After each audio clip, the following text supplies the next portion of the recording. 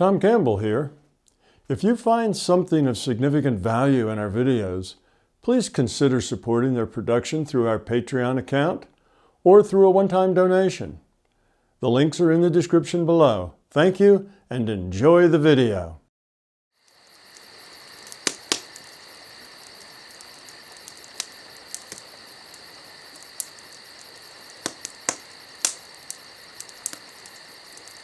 All right, let's move on to, we have 5 questions in an interesting graphic that you're going to ask. And I think you're able to see the questions themselves? I am. Okay. Take it away then. Thanks to Keith, I have this. This is figure 5.1, and I could probably tell you where that is in the book. Book 3, chapter 76, page 654. All right. Now, the questions are, 1, how does the larger conscious system and the IUOCs fit into Tom's diagram below? All right, let's go on. When we dream, are we in any other NPMR, or do we only have access to NPMR sub n? Now, when you dream, there's a little confusion here. First, let me describe what this picture is. This picture is not a Venn diagram. All of these little green shapes here, these egg-shaped things, ellipses, you don't have dotted lines between them. This is not a dotted line coming down here. This is not a dotted line going through here. So they're not really showing what they're overlapping. It's just showing that you have separate things, individual separate things, okay? And they're just located here. They happen to be squeezed into a picture because if we spread them all around, the picture would be too big. So pictures have to fit in books. So all of the little NPMRs had to be all squeezed together in a pile like this, just for the sake of making a nice little graphic. So it's not that there are, it's not that this is a Venn diagram showing sets that are shared between, subsets that are shared among sets. It's not doing this. So here in the middle is PMR. That's our virtual reality that we call physical universe. Then this little red thing out around it is OS, which is called our system. And I define that in the book as a little piece of NPMR that is associated just with PMR. So there's a little bit of the non-physical, like the computer that computes us, like the IUOC that is the player of our characters, that takes place in NPMR, but it's associated directly with PMR. Okay, so those would be 2 things that would fall in that category. The computer, the rendering engine, and the player both live in the non-physical. Remember, everything that's not in PMR is non-physical from the viewpoint of PMR. So that's the way I define NPMR, is not here. If here is the physical universe, then NPMR is not here. All right. So I wanted to show some of the structure to not here. So all of this is structure of various reality systems. And the way I configured this is that I had noticed from my own experiences, and everything in my book comes from my own experiences. So this is limited by my experience. And that is, I experienced that there was more than one subset of not here that seemed to differ from others. It wasn't the same. It wasn't just one big monolithic not here. There were parts of not here that were very different than other parts of not here. So the not here, which is all of NPMR, seems to have subsets. And that's what these things show. That's the NPMR sub n. That's the round one. That's the thing that's almost a circle in the middle. And then there's NPMR 1 and 2 and 3 and n plus and n. See, 1, 2, 3, and then n plus 1, n plus 2. So it's that sort of thing. And the subscripts and stuff, don't let them bother you. It's just saying that there's a set of these things that are different. There's differences about them. And that the non-physical out there, and not here, is not just one big monolithic thing. And I noticed that because I noticed that there was areas or sections of it that were sort of off limits, that we don't go there and they don't come here. They're like, wasn't really walls between them, but there was just protocols that said you leave that alone and they should leave us alone. And the best I could come up with that, as I asked around and tried to understand what it was about and why were there sections, was that each one of these sections, these NPMR, 1, 2, 3, n plus 1, n plus 2, so on, that these represent different experiments that the system is doing at the same time.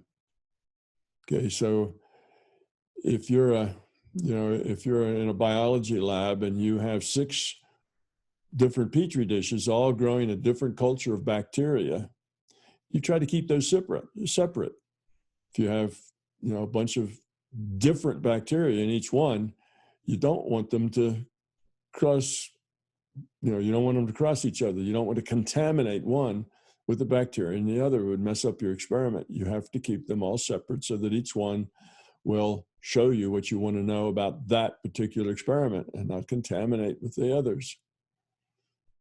So that's the way I got this. So there's various subsets in the non-physical that were centers of experience, you might say. So NPMR2 may have certain protocols and the ways that their reality was being run and the kind of things that were in it, the kind of PMRs, the kind of NPMR it was, had different rules, perhaps, different structures.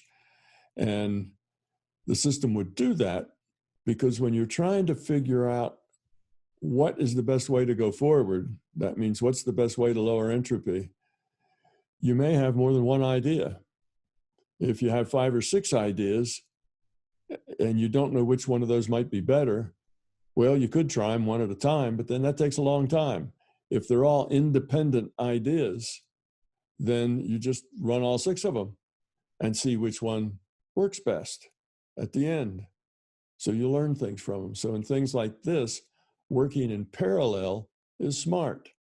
Working linearly just takes a long time. It's not as efficient as working in parallel. So when it comes to what's the best way to reduce entropy, what sort of organizations and rules and ways of dealing with things should we do? Well, so there's multiple ways, and they don't want cross-contamination between those, because then it wouldn't be sure, well, was it this way or was it that cross-contamination that made a difference? So you want to keep them isolated, just like petri dishes with different bacteria growing in them. All right, so that's basically what this was about. So it showed that there were subsets. And sometimes, in my experience, I ran into things that were in NPMR and our region of the non-physical, and I say a region, it makes it sound like it's spatial. It's not. I just use that word, region, because I don't have any better word that would give you an idea of a space, because in consciousness, there is no space. So what do all these things mean when there is no space? Well, they're metaphors. I have to use metaphors that you can understand, metaphors that relate to our experience here in this virtual reality, which means they'll be in terms of 3D space-time. That's the only vocabulary I have. Languages were all developed to describe 3D space-time. So those are the metaphors I have to share with you. Otherwise, it would be so, I don't know, so abstract. Everything would be an abstraction to the point that it wouldn't make any sense at all. So to make it a little more concrete, I have these NPMRs labeled like they're different spaces, even though there is no space there, all right? Metaphors. Don't take the metaphor too seriously. It's just a teaching aid. Okay, So let's see, where was I? So I ran into some things that were just very different kind of entities that I'd never run into before. And they were doing some things that were not allowed, breaking the rules. And as I pointed that out, and as somebody that knew more about it than me came into bear on the subject, they were, I was told, sent back to where they came from.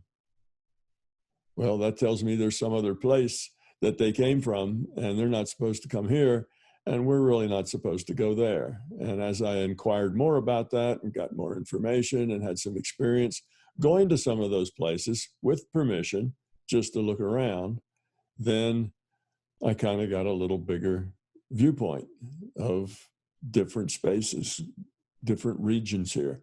So in my book, I just call these different experiments, different petri dishes, if you will. All right. So that is, and I have all of them inside the square box called NPMR. Everything that's not this little green circle here, our universe. All the rest of it is NPMR. Tom, All right. the reason that you couldn't go there technically, although you were allowed, and they couldn't come here, was not to compromise the experiment of Right. the differences. Okay. Yes. Yeah. Yeah. You wouldn't say, well, the bacteria in Petri dish number 3 would like to have a party with the bacteria in Petri dish number 1. Well, it's going to mess up what's going on in that Petri dish, right? If you get, if they're trying to study Staphylococcus in this one and some other kind of bacteria in that one and some other kind of bacteria in that one, you need to not contaminate one with the other. So there's protocols in a lab, of course, for doing that. They wear rubber gloves, they wear instruments, and everything that touches one all get thrown in the trash, and you start over with clean things if you're going to do something in number 2. And anyhow, so yes, it was just not to confuse issues, because the system is trying to find what's the best way. And if all the ways get interacting with each other, well, now it hasn't figured out which one's the best way. It's getting something else. It may decide later, oh, let's take NPR, NPMR2 and NPMR, N+1, and let's put those together. They may work good together, but it wasn't in that part of the experiment yet. What I was seeing was just there are these different things. There's some of them, like I've said, and all this is very, these are the metaphors I get, to describe what it is I understood. So that's how that works. Now, this person seems to have some confusion. Okay, when Tom says he travels to another PMR, can he only travel to other PMRs within NPMR, or is able to go to anyway probably means anywhere. In any other, can I go anyway to PMR and any other PMR? No, I have to stay within my boundaries of where I go, unless I get permission. If I get permission, then permission is usually a one-time thing for a particular reason. You go do that. You do what you wanted to do. You saw what you went there to see. And when it's done, it's done. You don't go back. Permission given once isn't permission forever. It's on a as-needed basis. Now, this is just, again, that's my experience. You have to take that with a grain of salt, because this is just Tom's experience, and these things are a little unusual. The first, number 2, was when we dream. Are we in any other NPMR, or do we have access only to NPMR? Now, when you dream, you are just in another virtual reality. Has nothing to do with this diagram. You're just in another virtual reality, and we could say that that's within OS, if you like. It's the dream reality just for those people who are dreaming in our universe. So you could say that it's all contained inside NPMR sub N, sub capital N. But again, metaphors, right? Don't press the metaphors too hard. So the dream reality is just a reality, isn't a place. The dream reality is you getting a data stream and responding to it, interpreting it, It's not really a place you go to. Thinking of these things as places is probably the problem. That's the thing that creates these kinds of questions. It's not a place. So you can say that really all of this stuff is the larger consciousness system. So it's all one place. It's all in the larger consciousness system. And when you dream, you get a data stream from the larger consciousness system. Keeps it simple. You don't have to break it into pieces. But I'm just making this diagram because I did notice that there are some areas that are different than others. It's not just all one uniform kind of thing, that there are different places. Okay, so it's much easier just to say when you have a guide, what is it? Well, it's just a data stream from the larger consciousness system. So then I break all of this down and just talk about the LCS. That's it. Okay, so it's either here and it's the LCS. And I do that to keep it simple so as not to stretch these metaphors past the point where they make any sense. So if you try to say, well, when you do that, do you stay in here, or is that maybe one of these other things? And no, it's not like that. Everything we do is in our own petri dish. Okay, so there's other PMRs in here. They're all in our own little petri dish. So all of my experiences where I get to just go wherever I want to is all here in this NPMR sub n. To go out on any of this other stuff, special permission required on a one-time, basis for a single purpose kind of thing. It's an exception to the rule. In terms of nested realities, these are not nested realities. Nested reality is one reality produces another, which produces another. That's like a larger consciousness system produced a VR called our physical universe. And now here we are in our physical universe producing virtual realities on our computers. That's nested. One creates another, which creates another, and so on. So they're all nested one inside the other. This is not nested. In terms of nested realities, which layer? Layer 1, layer 2, and layer 3 is the NPMRN layer 1 and 2 and so on. And this, let's see, is the NPMR sub n L1 and our PMR L2. No, it's not like that. These are not layers. These are not nested realities. These are all independent things. Okay, they're not nested realities. We don't have nested realities. We have a lot of different, we get data streams. When we sleep, we get a data stream that's our dream when we're in REM sleep. When we're awake, we get a data stream that defines our reality here. Just think of those as coming from the larger conscious system. It has nothing really to do with this description of several petri dishes with different experiments in it. Okay.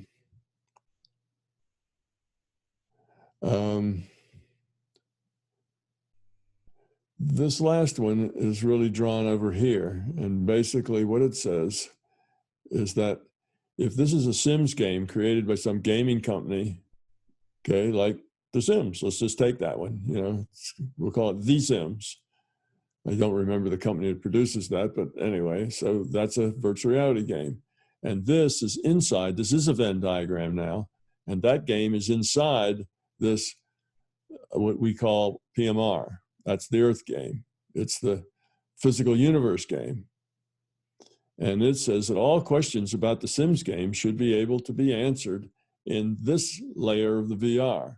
Well, again, layer isn't quite the right word, but if you're in the Earth game, if you are in the physical universe, then you have access to the Sims game.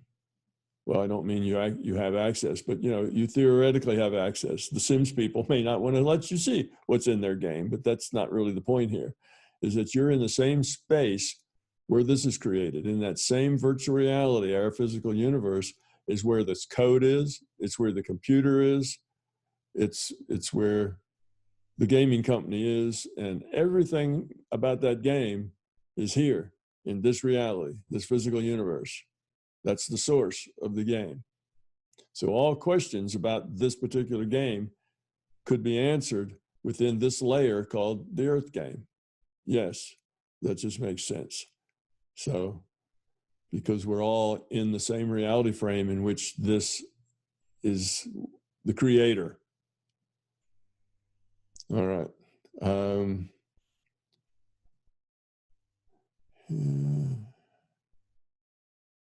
Now, but it doesn't necessarily mean that if you are here in this Earth game on this planet Earth, that you can walk up, knock on the door, and the Sims guys will give you a tour of their company and explain to you and give you a copy of all their code. The answer is probably no. It's not accessible to you, but not because you're in a different reality frame, but because the people don't want to share their information. So it's the same in other virtual realities. See, what we have up here says, wouldn't it mean that once you get out of our PMR, all answers will be easily available because now you have access to everything? No, it's not like that. Once you're out of our PMR, you're just not here. That's all. All the other answers aren't necessarily available to you. Now, you can travel around in NPMRN, which is our division, and you can go to maybe these different PMRs here and travel around here and make friends, chit chat with other things that are traveling around in here. You can do that. And they may or may not tell you what they know, and they may or may not know anything. They may be less knowledgeable than you are. So it doesn't mean because you have access to this that you have access to all the information in it. Theoretically, you might be in the same reality frame as all the rest of this, so the information would theoretically be available, but that's just like you now walking into the Sims company and saying, hey, give me a copy of your code. I'd like to inspect it. I suspect that wouldn't happen. You know, that's their livelihood. That code is locked away in a safe someplace, and you're not going to see it. So just because you're there doesn't mean that, though theoretically it's all available to you because you're in the same reality frame, it doesn't mean that you're going to get it. So you could explore all these things, but that's still going to leave you with a whole lot that you don't know. And you won't know everything in this. Now, see, this has been my realm. I spend a lot of time running around in NPMR sub N. So I've gone to different PMRs. I've been, been to other things in here, but I don't have much experience in these. Just been in and out of maybe a few of them. Not for long, just because I had some purpose there. Back out, not an exploration, not a sightseeing tour. No host, no tour bus. I didn't get in a bus and they took me around and showed me all the interesting sights. It wasn't like that. I just went in, something I needed to do, came back, and that was that. So I don't have a whole lot of experience in any of this stuff. When you got permission to go into, was it the PMRs that had different rule sets? And did you get an idea or the data of what the differences were and how it would lead to lowering entropy? It was totally different than things I were used to mostly in this. It was just very different. Different kinds of things, different rules, different ways of interacting. It would be hard for me to put that into real precise words because, like I say, I was just there, had a mission, came back. So I wasn't there very long, but it was entirely foreign. It wasn't familiar. I had been around for probably 20 years, tooling around this place in NPMR sub N. So I kind of knew what was there and how it worked. This was all just different. It's just different. And just because you are in the same reality doesn't mean that you can get everything. It's possible. It's maybe within your reach to learn a lot about all of the, a lot of these things, but you can't get to anywhere if you don't have an address. You teleport to wherever you want to go, but you need to know where you're going. If you don't have any addresses in your address book, and you don't go anywhere, because the way you get around here is with an intent to go someplace. And if you don't have a someplace in your address book, well, you won't go anywhere. So most of my exploring was because the system was giving me an education. It was giving me an education. What's it like? What's the bigger picture like? How are things configured? So And that doesn't, it would just show me places. yeah, And it then doesn't after, necessarily mean that you were able to ascertain how the differences worked or no, I anything didn't. like that. Right, like the question we had before, did I get the, did I get the astrological, constants or something? Mm. No, you show up there, you're there for a day or two, you're walking around, you're like anybody else walking around. Some of them, many of them were at a level of technology that they probably didn't know what astrological constants were. Even if I could ask somebody, but you're just talking, if you were dropped in anywhere, dropped in the middle of Kansas or New York City for a half a day, even if your mission was to find out what the astrological constants were, you may not be able to do that. Particularly if your society had not developed computers yet, and if you had access maybe to information, but you wouldn't know how to work it, you wouldn't know how any of the software worked, you just wouldn't be able to do that. And mostly they're not as far along technologically as we are. And if they are, everything is totally confusing. You don't know how anything works.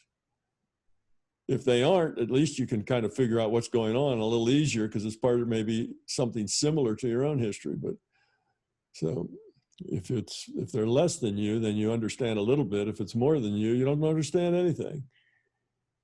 You're totally a stranger in a strange land, right? You just don't get anything. So no, it's not like you can just walk around and, get yourself a computer and dial up the internet wherever it is and ask questions like, what are the constants that make this universe work? It is not that simple. It's just, you get a little taste of it, a little bit of experience with it. It depends on what your purpose is there and what it is you're supposed to learn about it. Then it depends. Sometimes I've only been there for hours just to see that it was there. And other times I've gone back many, many times and had, spent a lot more involved with it. The system basically put me places that it was aware of, that it, thought that I could learn something. I was never told what I was supposed to learn. I was never told, this is what you're supposed to learn, is just go there. This is the experience that would be good. So if I was clever enough, I could get something out of it and have some experience that made sense to me and I learned something. But sometimes you come back just shaking your head and saying, what was that all about? I have no idea what that was and what that lesson was. Yeah, we can do that right here. So Yeah. it's understandable. So that's kind of the way the exploration is. You only see little bits and pieces of things, and then only for a short time. So I got invited, and once I got invited to places, I could always go back, because then it was in my address book and I could have that intent to go back to that place, and generally I could go visit if I wished to. Well, Tom, this has been really interesting. Was there anything that you wanted to add to what she's set out here?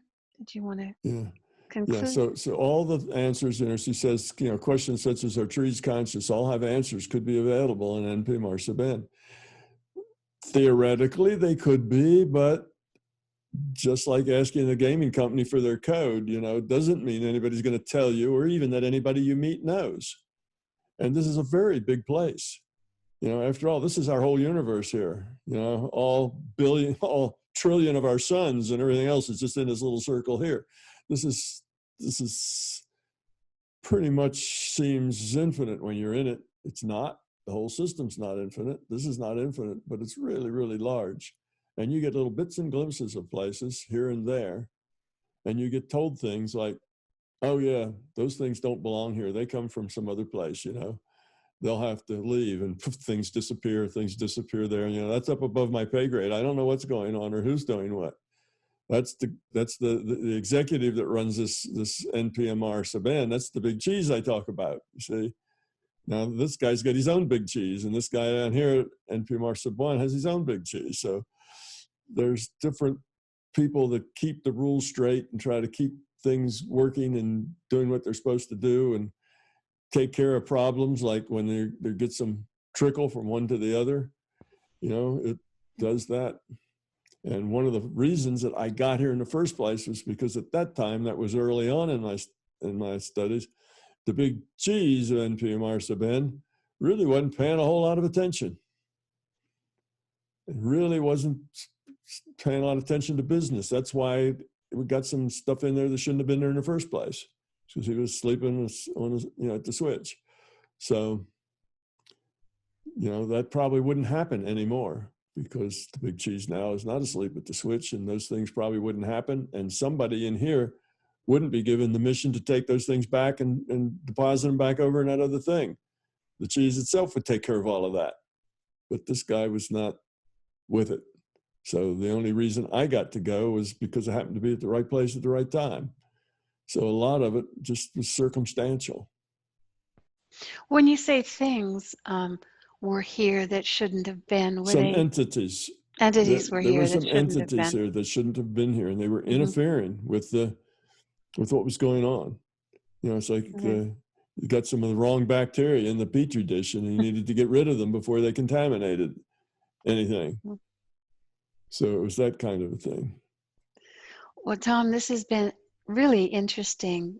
This is something different, and thank you so much. We did get through all of those extra fireside chat questions that we weren't able to get through. So thanks for this, and we'll be You're doing welcome. this again. Yeah, when you're out here wandering around here at NPMR sub-N, you may run into entities, but it doesn't mean that they know anything. They don't know any more than what they've gotten in their own experience, just from their own experience. And their own experience, they may not have been in any of these PMRs ever. They may not know that there isn't such a thing as a PMR. Just because they live here doesn't mean they know a lot. It's a large place. It really isn't a place. It's not a space. We're just using those words as metaphors, because otherwise it's so abstract that our language doesn't work unless we use words that our language knows. These were physical PMRs that these other entities came into. How does that work? Well, it came right from one of these others. It came over here and got into our PMR. With an avatar? No, just in OS. Not with an avatar, just in OS. So they were non-physical entities. And you don't know the nature of why that happened or what they were trying to do? Yeah, I do sort of know why that happened, but because over where they came from, there weren't enough constraints. That's why that happened. And they were just exploring and seeing what they could get into. They were just going to try another petri dish and see if life was any better in another petri dish and where they were. So they weren't very satisfied with where they were. They were not satisfied with where they were. Interesting. So they jumped into another petri dish, and they were just raising some havoc from the OS, from the non-physical side. They were just raising some havoc with things that were related to PMR, and that's what got my attention. And anyway. The grass is greener kind of thing, huh? Yeah, that was it. The grass was greener. And once sent back, they didn't want to stay back because they preferred that, the grass was greener. But they also weren't very adaptable to the rules that were here. They were just of a different type, and they weren't very adaptable to the following rules here. So they needed to be put back. So anyway, that's the deal. And this picture was just made so that people would get some idea of it, even though this is a spatial kind of representation of something that's not spatial at all. It's just the LCS had different ways of creating virtual realities and other reality frames where existence could take place. Maybe each one of these things was a different big chat game to begin with. Who knows? Maybe there was, this 1, 2, 3, n+1, n+2, may have just been a different chat game than this one. I don't know. somehow the system had differences, different rules going on, trying to come up with a solution of what's the best way forward. How do we optimize entropy reduction in this system now with all these IUOCs running around? What are we going to do with all of them that's going to optimize entropy reduction? Well, and there is free will. So these entities, when they log on, as you say, with an avatar, must have chosen those particular places and particular constraints. Probably so. Probably so. They may have been encouraged to be in whatever these things were. Maybe, like I say, maybe those are the big chat rooms. Maybe NPMR started that way too, and then started developing these other things, these other PMRs, That makes sense. That's kind of logical. So right. I can't explain it precisely because I don't know that much about it. My experience is very limited, and I can only explain it in terms of words that are space-based, space. Of course, that's our language. That's our language. Yeah. Well, thank you, Tom. That was really pretty interesting. And thank you for submitting that question with that graph from the book. We'll put all those details in the description. So we must be about done, Donna. I think so. Thank you. Tom Campbell here. I and MBT Events hope you liked this video. We now have well over 1,000 hours of free video on this user-friendly, ad-free YouTube channel. Though these videos are free to our viewers, they represent many thousands of hours in production and editing, and many thousands of dollars invested in video and audio equipment, along with the required computers and software to store and process the raw video into finished products. So far, all of this content has been funded directly out of our own pockets. Be assured, we will always continue to do what we can. It's our life, our purpose, a labor of love that we will continue to pursue as best we can. However, those pockets are not as deep as they used to be.